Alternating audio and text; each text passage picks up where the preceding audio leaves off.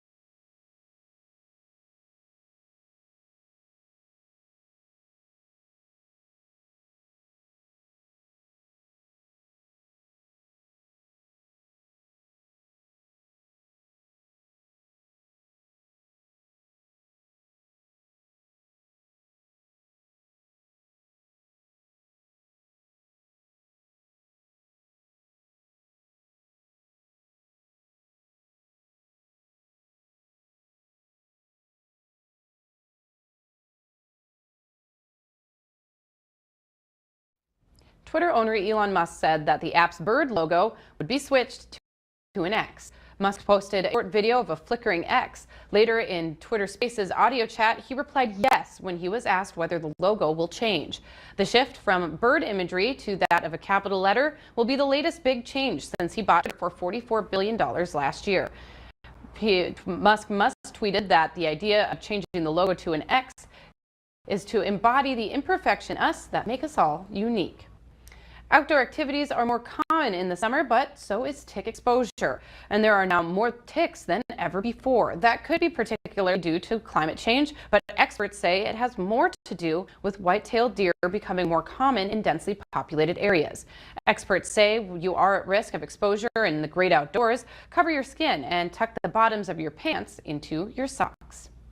Community gardens start to see some green this time of year, and that means wildlife is also interested.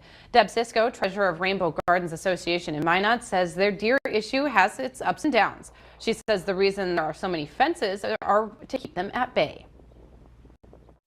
We have more does and fawns, so there's lots of fawns running around playing, and they're not afraid of you.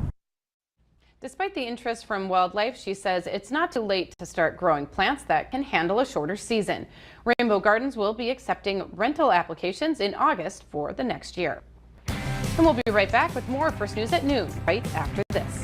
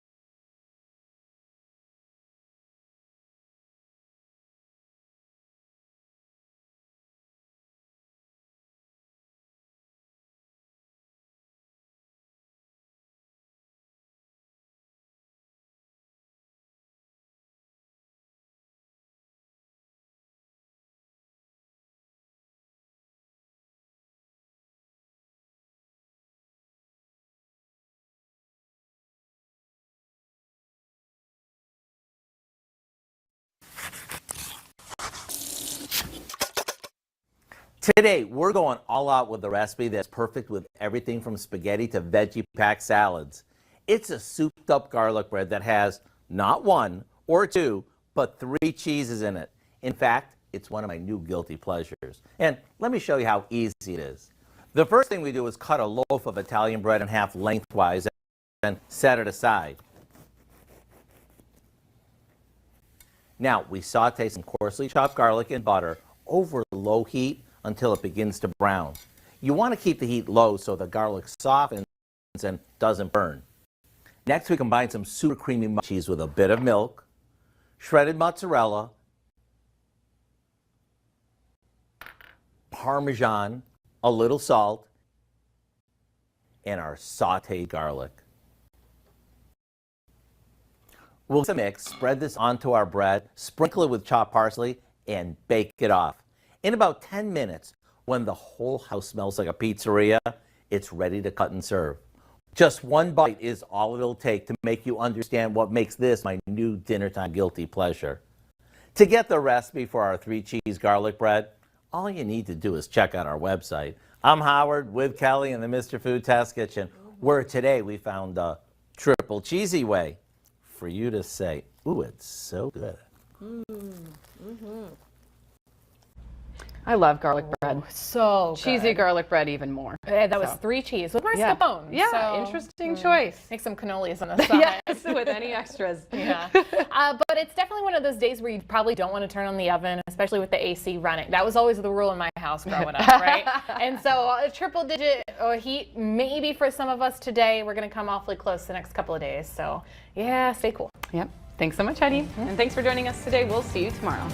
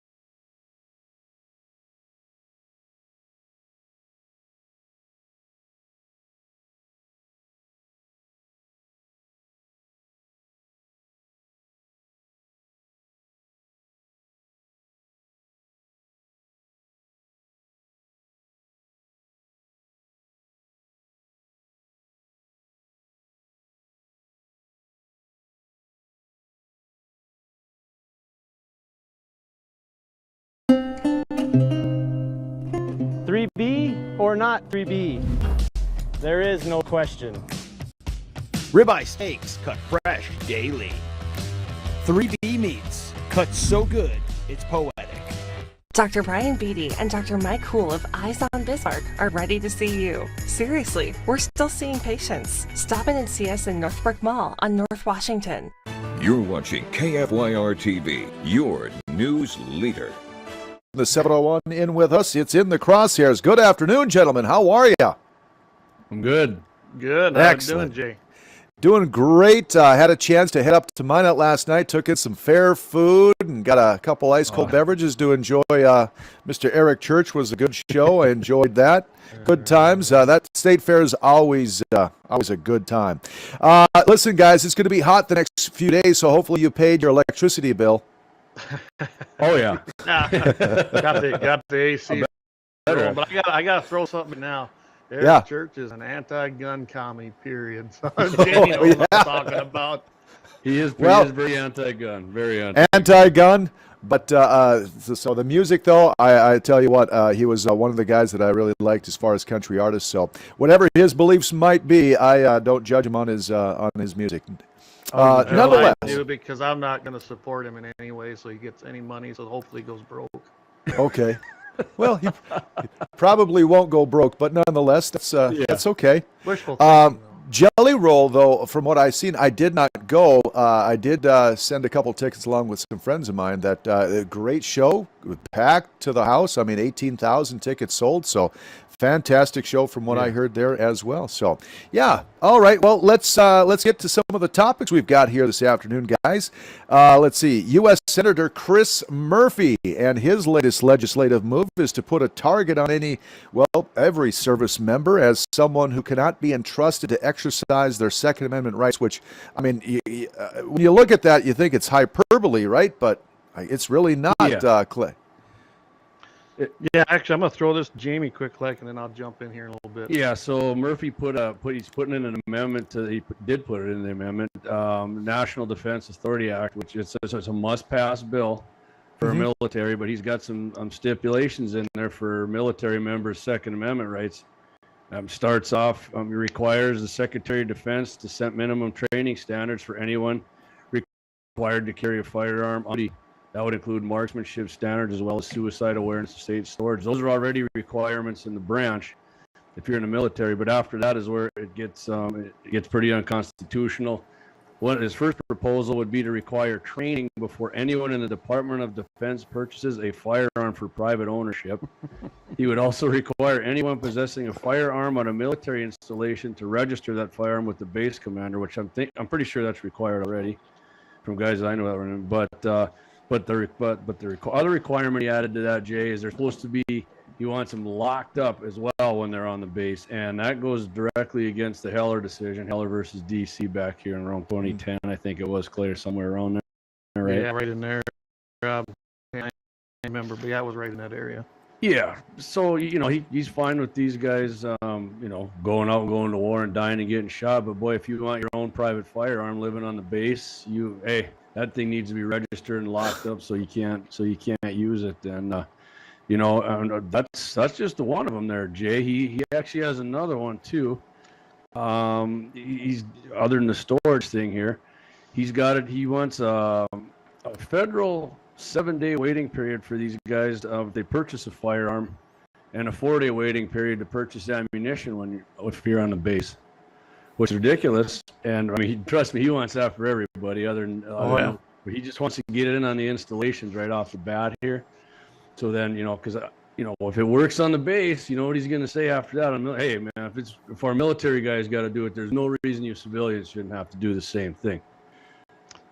Yeah, Sure. well, and think about this. Anything that's sold within a military base, whether it's firearms, ammunition, anything, still follows the same federal and state rules. And when I look at this and see what this guy's doing, of course, Murphy's no stranger to anti-Second Amendment legislation. Mm-hmm. He's a huge anti-Second Amendment guy out there, and trying to sneak it into the Defense Act, which is a pretty crucial piece of legislation. That's what these guys always do. But that aside, so what they're saying is, and they've already got problems in the military hitting recruitment numbers because of what's going on with the wokeness and all the junk that's being put forth in the military that has nothing to do with defending our country.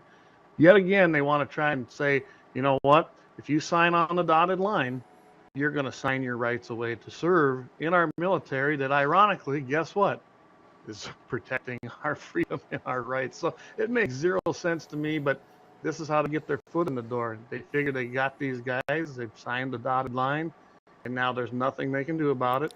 So they're going to enforce this onto them because they can, especially through Congress when they pass a law, and basically make that the blueprint for the rest of the nation. Like Jamie said, they want this for everybody. So would this be just for the bases in his home state, or is this a nationwide thing for all bases? No, he wants it nationwide here. That's why he wants it on federal. Yeah, not just, like I said, it's up to the military commanders whether they actually want you to register your firearms at that base or not. Right. And I remember I think when Trump was in there, a bunch of these guys, these commanders quit doing that, but I don't know if they started doing it again. But yeah, it's for all of them. And he does have one more, JF, as if those two aren't enough to make you feel like like your government really doesn't like you, but you're fighting for it. He prohibits the possession of privately owned firearms that are not related to the performance of official duties on property of the departments by anyone who does not live on property of the department. So I mean, it's some crazy wording there, right? Right, Jay? Yeah, no doubt. So in you're other saying words- that if you live off base, you can't have a firearm? Is that what you're saying? Yeah, That's exactly what it says. unless it's related to your duties. But you know, how many military guys have an M4 off base? They probably not very many. And your handguns, if that wasn't related to what you were doing, I'm sure if it wasn't, I just don't. I mean, to keep you from owning guns, Clay, it's ridiculous. Absolutely, and part of this legislation also, I mean, it has to do with, I don't know if anybody realizes that a lot of the air bases and the land around it, they own literally thousands, sometimes tens of thousands of acres around some of these bases, or they're kind of a retired base. But my one example that can come right to the top of my head is White Sands Air Force Base. Huge Air Force base with tens of thousands of acres surrounding it, and plus that they own. They literally have hunting there. In fact, you can apply as a private civilian right now, or used to be able to go and hunt. Guess what? Big game African animals at a quite a reduction, having to basically verse that towards getting your safari and your airline tickets and actually going over to Africa. You can do it right there, and it generates a lot of money for the Air Force. And you know what? That'll all go away. You won't be able to hunt on any of these lands anymore. Well, I know Minnesota has one. My brother-in-law, when he started out being a lineman, lived over there, and there's a huge military base there. And I mean, it's known if you live there and hunted that people go there to deer hunt, mostly with bows, but they can do rifle in there too. But yeah, so like Clay is saying right there, that'd be gone in Minnesota too. And I guess a ton of people hunt in there. So. Oh yeah. Well, yeah. I think it's an artillery range or something, but. I mean, a lot of hunters. I know some folks in the Minot Air Force Base when I spent time living up in Minot. There was a lot of hunters that move, from state to state. Obviously, they do, and that obviously would affect them. And they wouldn't. How would they hunt? How would they go out and do any hunting whatsoever? That's not needed anymore, Jay. Come on.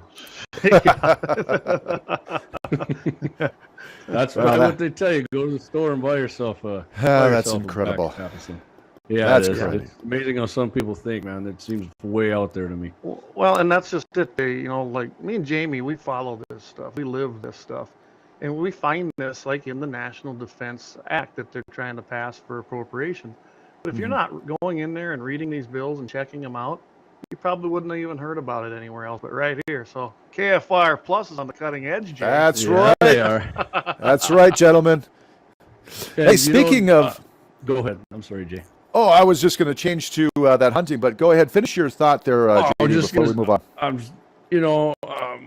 almost kind of lost my train of thought there. What the heck I was going to say, but go ahead, Jay. Let's go to the next one if it comes to me quick. I was going to kind of transition to you brought up the House Appropriations Committee. Now they included language to protect traditional hunting ammo, so that is a good thing, yeah. Yeah, that's awesome. Clay, you want to start out with this one, bud? No, absolutely. And this isn't the first time that traditional ammo, which what they mean, guys, by that is lead ammo. When you hear that term, traditional hunting ammo, that's your lead ammunition bullets for traditional firearms. And yeah, basically what they're trying to do is the committee, because of all the attacks on that kind of stuff. And again, here we're talking federally owned land, public land that isn't so public, I keep telling people. They want to get rid of this, and this all has to do with EPA. EPA's tried it through regulatory stuff. It didn't work. They tried it through Department of Interior. This isn't new. This has been going on for 10 plus years. And they decided, you know what, we're going to go through the Appropriations Committee. They have language in there to actually protect the traditional ammo, that being lead, because there's no scientific value or study that proves that it hurts anything. I know a few years ago there was a professor out of Grand Forks, out of all places, that was trying to say that the lead ammo was getting in the meat and it was contaminated. They found out that wasn't even really a true story, how that all unfolded. And it's very minimal now, just from personal experience when I hunt. I'm sure Jamie has as well. I can find the bullets in there. Usually they're not as fragmented depending on what you're using as you think. And I've never, ever ingested any lead from the deer meat that I've actually, consumed from hunting. But yeah, I'm glad to see it they're including in this. The National Shooting Sports Foundation, they are very, very excited about this being in the appropriations bill, and they're supporting it 100%. It's going to block the Biden administration from limiting access to hunting on public lands. Again, guys, these are your taxpayer lands. You own them, not the government. By forcing hunters to purchase things like more expensive, less available alternative ammunition. And that would be, say, a good example, 12-gauge shotgun shells. You now have to get the non-toxic, the bismuth or steel, and they are way more expensive. So once again, because of regulatory problems, and it's all about banning ammo and access and usefulness, they're going to make it more expensive for the average guy to hunt. That's basically what this comes down to. I mean, my family's farm and ranch has been there since the early 50s, and we've been shooting shotgun shells, lead at pheasants there ever since. And before I was born, in '71, they have. And I'll tell you what, Clay, like pheasants, I guarantee I swallowed some lead. BBs are different. Yeah, BBs are different. Yeah, and deer too. I mean, if you're cutting your deer meat up, you don't just, hey, here's where I shot him, and if the bullet does frame it, you don't just throw that in the grinder with your sausage and eat it. Yeah. Some people might, but you cut that out of there. And I'm pretty sure it was on here. We were talking about that before, that study, the guy with the hawk hunter and the study from Iowa. And you'd have to eat, even people who ate deer sausage and deer meat almost on a daily basis, their blood lead levels were barely elevated over somebody who didn't. It was not even close to being a dangerous level. But they keep pushing this to harass you, to buy the more expensive ammunition, right? Right, Jay, remember I was comparing the price of the bullets I did from 223. It's almost twice as much, and you're getting half the product. So the critical thinker in me brings this up, and it could be a devil advocate. Would the ammo makers have anything to do with this? Could they be just side dooring and saying, hey, you guys should really push this no lead thing so we can make bullets that are a little more expensive? Is there a possibility that could happen, or possibly happening? I doubt it, because most of those guys are part of the NSFF or NSSF, the Shooting Sports Foundation. So I doubt they're going to continue that. I mean, ammo sales, think about it right now, they can't keep up as it is. And we're seeing ammo shortages. I don't think that anybody in the ammunition, I can't say for sure, but I can't imagine one single manufacturer that would be supporting the pushing of that kind of ammunition just, for profits, is what that would come down to. But you never know. Yeah, you never know, but I've never seen any of them going, hey, yeah, this is a great idea. I've never seen any of them come out and say that. And they all haven't ever came out against it because, federal ammunition, Clay, they got a contract with the federal government too, I do believe. So they're probably, they don't want to say nothing either way, but I mean, everything they ever put out is totally pro Second Amendment. They don't try and push, like I said, all copper ammo. I've never seen them pushed, and it costs way more. People are going to shoot less, so are they going to make more? Yeah, but there's not going to be somebody going to the range and shooting 300-400 rounds of all copper. So I'll throw one thing out here, and this was from 2 years ago because I wasn't able to get any thing newer. But these were some bids that were put out to the gun manufacturers, and within them specs, guys, guess what they're asking for? They were asking for jacketed full metal jackets. That's what they were asking for, lead core. So the U.S. military was not asking for this at that time. They wanted something that was going to and wasn't as expensive. Can you imagine if we had to start doing that in our military? So they're exempting themselves, evidently. Now, I can't tell you about 2022 and 2023 appropriation requests and specs, but that was from 2021. I imagine it hasn't changed, though. Well, not only that, Clay, then they'd start barking about how expensive it is to shoot it, and then they either want more money or they'd have them cut back on their training and they'd be less proficient with their firearms, which would make no sense. And I remember, Clay, tell me if I'm wrong, didn't Maryland, they tried it, I think, at a military range there with all copper, and they shot there, and it actually, because copper gets toxic when there's a ton of it too, and it started polluting a nearby dam or a stream or something, and they had to quit shooting it there. Yes, so, they did. I mean, it was actually worse than lead. Yeah, and that was 12, 15 years ago. I remember it was around 2010 or so. But yeah, that didn't work out so well for us. They kind of quiet about that. No. Yeah, proverbially shot themselves in the foot, didn't they, in that one? Yes, they did. Yes, they did.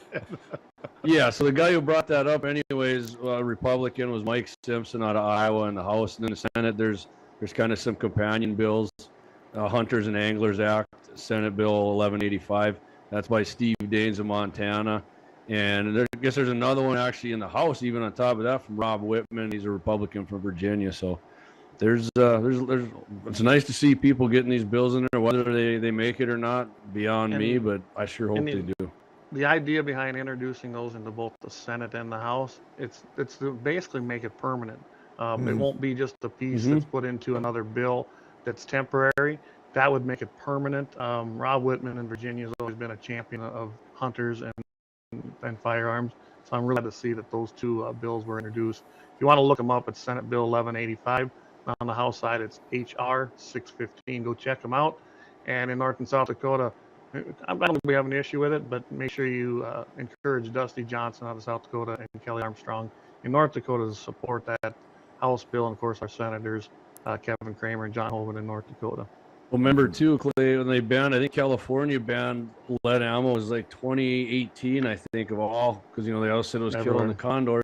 Yeah. Well, and then like 2020 and 2021, the condor population actually dipped down again before it came back up in 22. So it was banned for 2-3 years, and the condors are still dying off. So I mean, common sense will tell you to do that, but a lot of people just don't want to see that, and oh, come on, just get rid of it. If it helps, what do you care? Well, it doesn't help, so I do care, and it costs me a lot of money. It does. Exactly. No doubt. By the way, we don't want to forget that if ammunition sales drop because of that, because they will, you're going to see less shooters, less hunters, less everything, Second Amendment advocates, and less money rolling in from Pittman Robinson to fund the programs in each state. Guys, think about this. Since 1937, we've had $16 billion raised through the Pittman Robinson tax, which is about 10 to 11% on all fishing and hunting. So it includes the angling sports industry as well. I think over $1 billion just last year. So can you imagine if that evaporated or it was even cut in half? You're going to see a big decline across the board when it comes to wildlife conservation. Well, to make it sound even better, Clay, adjusted for inflation is $25 billion. 25 million, that's right. Billion. Just on a side note, yesterday as I was heading up to Minot, there about 3 o'clock or so, I obviously on 83, I drove by the skeet club there. That place was packed. They were parking in the ditches up there. So that club was doing some brisk business. The one up in Minot is fantastic. When I was working for the NRA, we did a lot of stuff at that club.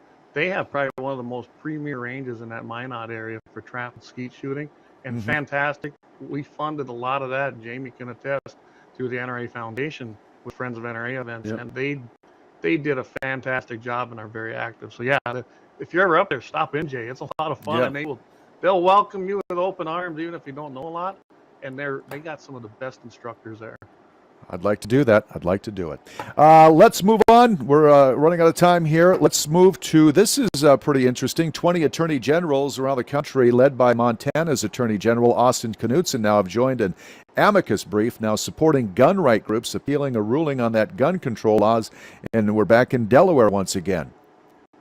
Oh, yeah. Joe Biden's stomping grounds there. Yep. The ban in Delaware is House Bill 450. Bans 44 different kinds of semi-automatic rifles, including the dreaded AR-15, and 19 semi-automatic pistols, and of course any magazine that goes over 17 rounds is what they're trying to ban here.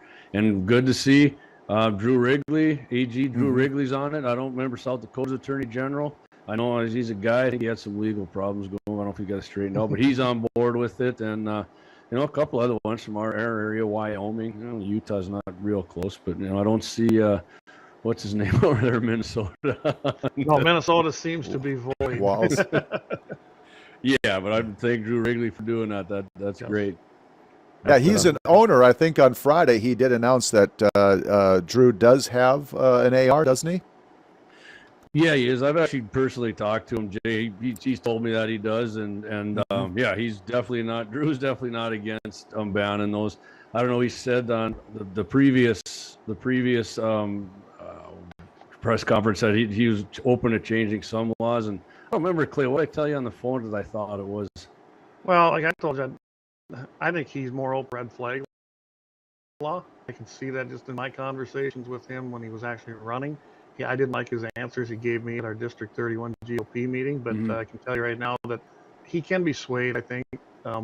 It is an elected office, so if he came out and actually supported a red flag, just as Governor Burgum did, guys. Let's not forget this guy running for president. Burgum was a big red flag supporter until it didn't poll well and he heard from everybody. Don't trust him. And I think Drew would be swayed one way or the other, but Drew's a pretty solid guy and will at least sit down and have a conversation with you.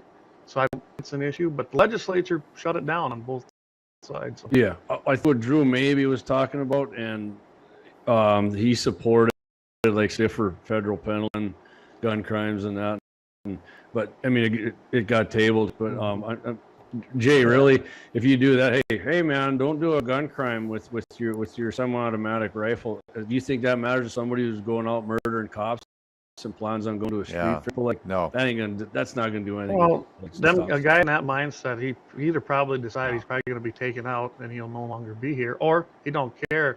I mean, if you have a 10-year versus a 20-year sentence, they don't care. Yeah, So, to me, it's I was going to shoot up the whole street fair thing, but 20 years in federal prison, I don't think so. Yeah, it's political posturing when they say stuff like that because they want to feel good. And I'm speculating. I'm not saying that's what he thinks, or I'm just saying that's what I've seen him say. So yeah, I like Drew Wrigley and hope he doesn't, because I know our old buddy down there in Fargo, Joe Heitkamp, he was barking at him from the audience there about why do you keep calling it rapid fire instead of an assault weapon? Because it's not really an assault weapon, Joel. It's an assault weapon by definition. Right. Yeah. I will add one thing about these cases, guys. You got to remember, this has been in courts before, as far as what they're talking about with Delaware, with other states being challenged. But what I really love is it says, coalition asserts that the Delaware law contradicts the historical tradition of regulating dangerous and unusual weapons rather than prohibiting common firearms and accessories outright. Guys, again, and we've said that on this show before, it's all going back to Bruin. I mean, you got DC versus Heller. But that Bruin case, when it took place in New York, has just had profound implications. And right now, guys, this is taking place in the third district appellate court of feds. But if this works its way up, guys, I guarantee you the Supreme Court's going to make the same decision that they've been making on everything else. They already threw one back and told the lower court to go and find more consistent actions that coincide with Bruin. So, you know what? Let's see how this works out. Just it's going to be a lot of money spent on lawyers unnecessarily. Yeah, and you're talking about the other one that the 25 Attorney General signed on to. Correct. Yeah, that was the other. And then real quick, I like to hear what Attorney General Knudsen said. It extends to all bearable arms, including arms carried for offensive or defensive action in case of conflict. Right. It doesn't say the right to keep and bear arms just for your self-defense. It doesnesn't say that. It's keep and bear for everything. And some people get upset about that. That's an offensive weapon. Yeah. Well, if you got to go on offense. Hey, what do I want? Do I want a double-barrel shotgun, or do I want a semi-automatic rifle, or any kind of bolt-action rifle that takes a big mag? I want the bolt-action. I want the big mag. I want them all. I mean, yeah, it's just not going to matter. Well, a bit of history, gentlemen. Something I did not know. JD, you brought to our attention the right to arms in American colonies now predated even our own Bill of Rights, which is quite interesting. I did not know that. You might want to tell the viewers a little bit about that.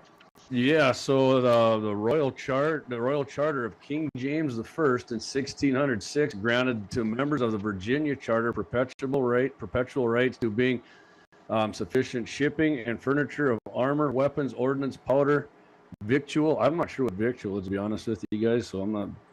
And other things necessary for their use and defense. And the charter of the New England colonies were granted the same rights. Two charters covered all of what would become the original 13 colonies, except for the middle region, which contained New York, Pennsylvania, Vermont, and New Jersey. So, hey, that was 170 plus years ago, Yeah, they were already guaranteeing. You're right. I mean, one of the colonies, though, right, Clay, the king got mad there and he usurped them, which happens. Some of these guys, right, they get a little power hungry and try to. He did, yeah. That was 1660 or 1622. Basically, that's exactly what happened. They got a little upset and he took it away, but then they, of course, went back and said, nope, we're not going to let you get away with that. And I'm putting this in layman's terms. The state said, no, we're going to put up with it, and went back after their rights. So, yeah. Wow. Yep. And I mean, back then, they were trying to take away rights. the English Bill of Rights was enacted by Parliament in 1689. Now, just over 100 years before our Bill of Rights, and it guaranteed English to have guns. But guess what? The English, I want to point out one interesting thing. Do you realize that our rights as colonists were stronger than those actually in England when they put these proclamations forward? Yeah. Especially the private property. There's a private property rights thing in here. I don't know if you caught that deal, where we had the right to hunt over here in the colonies. That they basically made sure that they that's what he got chapped about. Yeah, exactly. But in England, well, all land was considered owned by the king or the state. Right. He didn't want his game taken without strict regulation. Seems like we full circled that one back around. Yeah, that's unreal, right? Unreal. That's amazing how things change, but yet they stay the same after all these years. They always come back, Jay, no matter what, don't they? Absolutely. If you don't remember history, what's the old thing? You're doomed to repeat it. Doomed to repeat it. Yeah. Gentlemen, once again, another enlightening half hour. We've just about burned through our time, but we've got time to talk about what you got coming up on Wednesday night. Go for it, Clay. I'm not here Wednesday. Yeah, Wednesday night, guys. We'll be discussing the poll that comes on at 6 o'clock p.m. Mountain Time, 7 o'clock Central Time. Gunsandthe701.com, YouTube, Facebook. Does upload the Rumble. Our Rumble Live thing is not working. Found out some glitches in that. But it does upload automatically after the show. And, of course, on iHeart, you can catch it. We got some interesting topics coming up. Guest host Marty Beard. He'll be joining me. Yes, sir. We did a trial run yesterday. Looks like that's going to work fine. So, and there is a possibility we may have Eric Newman from Grizz's Taxidermy on. Kind of depends on the layout of the show on Wednesday night. But, yeah, looking forward to it. And 6 Mountain, 7 Central. If we're lucky, JD might join us. We'll see. I told Clay I might get in there, Jay, but it's going to be 95 where I'm at. I'm going to be on a pontoon, and it looks like low wind, so I might be deep into the Coors Light, so I don't know. Yeah. Well, I'll make it entertaining. I'll just make it more entertaining. Yeah, hey, and every Friday morning, Jay, at 8:40 a.m. Central Time, Clay and I are on with Mitchell in the morning on KFYR 5:50 a.m. On there for about 15-20 minutes, so don't miss that either, and that goes right up to iHeart. Todd loads it up, and you can watch the replays on our website or Facebook and YouTube. Fantastic. Gentlemen, once again, thank you so much, and we're looking forward to getting together for that KFYR shoot-off. We'll get together. And we'll get that sometime this fall. Sometime in September, maybe the end of August. Let's get it done. Yeah. I think all so. Right, it's man. a good time. That's awesome. I'm looking forward to it. And as always, guys, what do I say?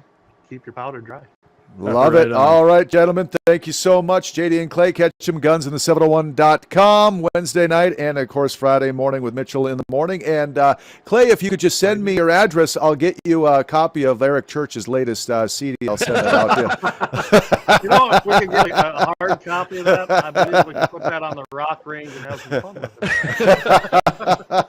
All right, Jay. All right, guys. You bet. Take care, guys. Bye-bye. Take care. Have a great week. All right, it is now coming up on 1 o'clock here at the KFYR Plus News Desk. We'll take a short break. Your headlines are next. Why is